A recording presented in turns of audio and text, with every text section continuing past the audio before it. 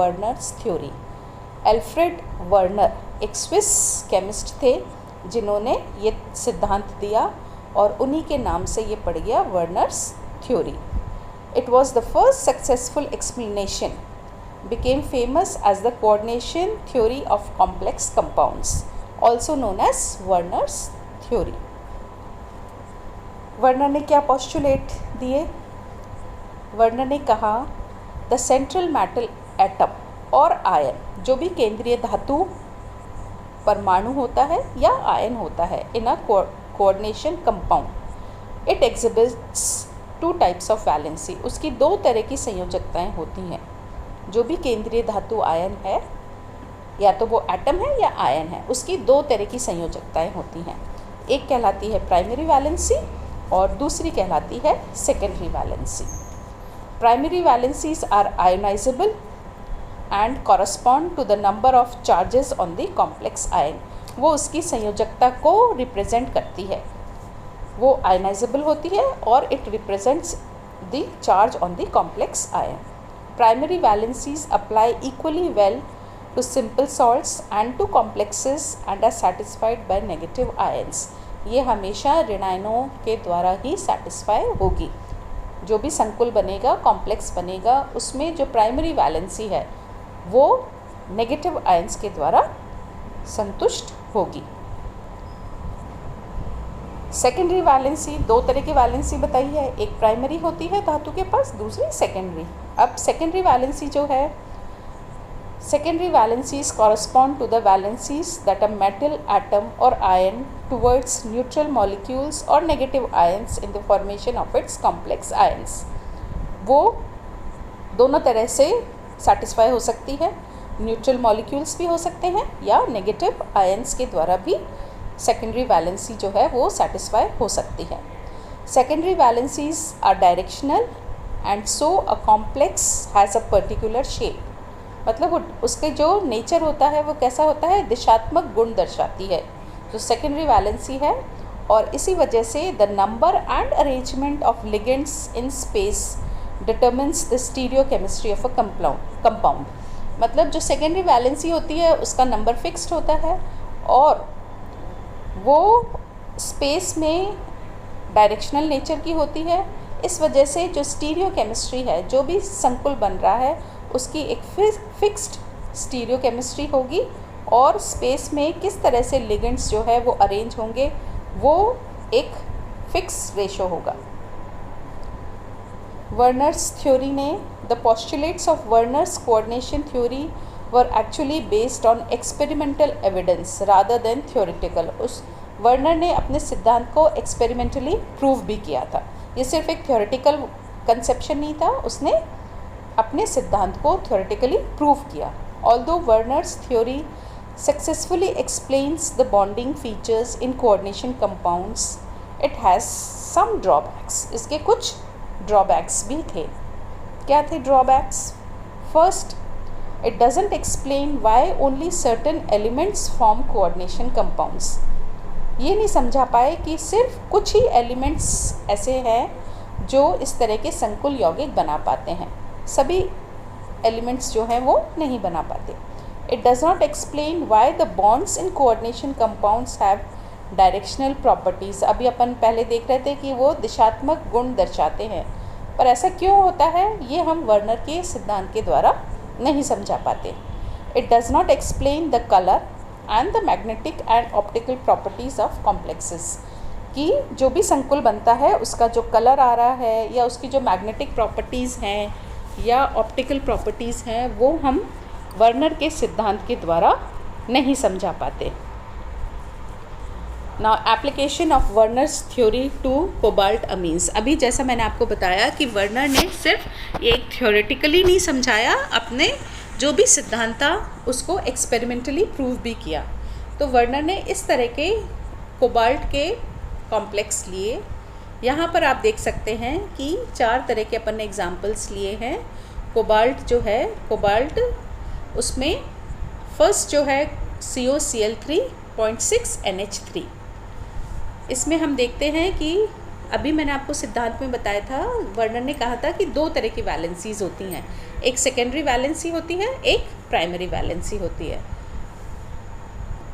यहाँ पर पहले अपन ये देख लेते हैं कि जो चार कंपाउंड्स लिए, फर्स्ट है COCl3 0.6 NH3, दूसरा है COCl3 0.5 NH3, तीसरा है COCl3 0.4 NH3 एंड चौथा है COCl3 0.3 NH3। ये जो कंपाउंड्स थे, दूसरी तरफ आप देख रहे हैं कि स्क्वायर ब्रैकेट में लिखे हुए हैं कोबाल्ट NH और NH3 होल 6 Cl3। ये जो फर्स्ट यौगिक है, जब इसकी AgNO3 के साथ अभिक्रिया कराई गई, तो जब AgNO3 से अभिक्रिया होगी तो कॉम्प्लेक्स बनता है AgCl का। वो किसके कॉरेस्पॉन्ड करता है? 3AgCl, यानी 3 जो क्लोराइड हैं इसमें वो कैसे हैं? आयनाइजेबल हैं। और वो जो आयनाइजेबल क्लोराइड हैं वो AgNO3 के साथ मिलकर 3 जो क्लोराइड हैं वो AgCl का प्रेसिपिटेट बनाएंगे। इसका मतलब इसके साथ में जो 3 क्लोराइड हैं वो प्राइमरी वैलेंसी से जुड़े हुए हैं, क्योंकि हमने देखा था कि जो प्राइमरी वैलेंसी है वो कैसी है? वो आयनाइजेबल है, जबकि जो सेकेंडरी वैलेंसी है वो नॉन आयनाइजेबल है। इसका मतलब AgCl का जब प्रेसिपिटेट बन रहा है कॉरस्पॉन्डिंग टू 3 क्लोराइड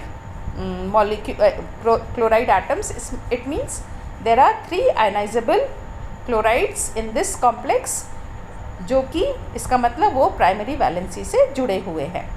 दूसरे यौगिक जो है उसमें आप देख रहे हैं कि जब इसकी AgNO3 के साथ में अभिक्रिया कराई गई तो जो AgCl का प्रेसिपिटेट बना वो 2 क्लोराइड आयंस के रिस्पेक्ट में बना। इसका मतलब इसमें 2 ही क्लोराइड आयंस ऐसे हैं जो प्राइमरी वैलेंसी से जुड़े हुए हैं।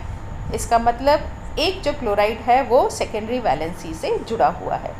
तीसरे में जब AgNO3 से अभिक्रिया कराई गई तो जो AgCl का प्रेसिपिटेट बना वो 1 क्लोराइड आयन के बराबर ही बना। इसका मतलब इसमें सिर्फ एक ही क्लोराइड ऐसा है जो प्राइमरी वैलेंसी या आयनाइजेबल वैलेंसी से जुड़ा हुआ है, बाकी के जो 2 क्लोराइड हैं वो सेकेंडरी वैलेंसी से जुड़े हुए हैं।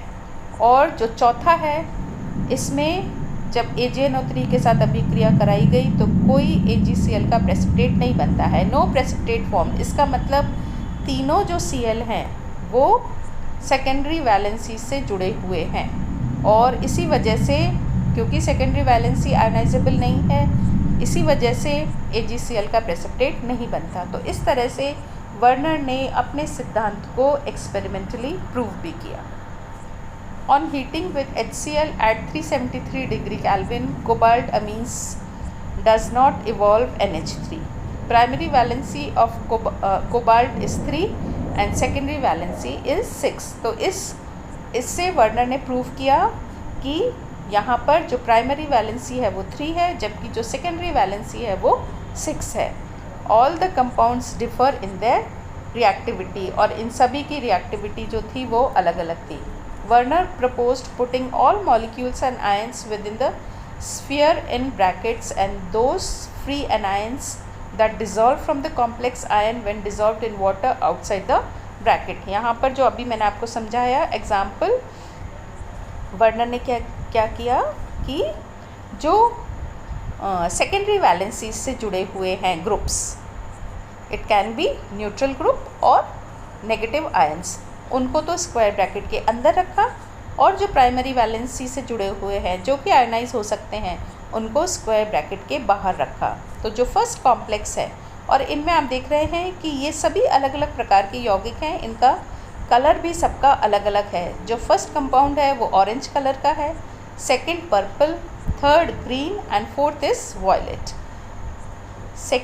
फिर आप देख रहे हैं आयंस पर फॉर्मूला यूनिट, मतलब कितने आयंस जो हैं 4, 3, 2, 1। और फ्री क्लोराइड आयंस कितने हैं?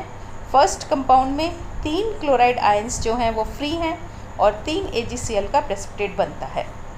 सेकंड कंपाउंड में 2 आयंस जो हैं जो कि स्क्वायर ब्रैकेट के बाहर लगे हुए हैं, 2 क्लोराइड आयंस, वो प्राइमरी वैलेंसी से जुड़े हुए हैं जो कि आयनाइजेबल है, और जब AgNO3 के साथ अभिक्रिया होती है तो 2 क्लोराइड के रिस्पेक्ट में AgCl का प्रेसिपिटेट बनता है।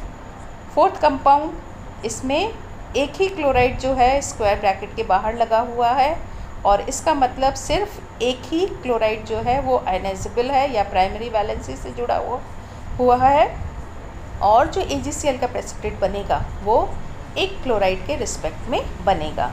फोर्थ जो है, ये 2 जो हैं इसमें फोर्थ में भी आप देख रहे हैं एक ही है आयनाइजेबल, एक ट्रांसफॉर्म है और दूसरा है सिस फॉर्म।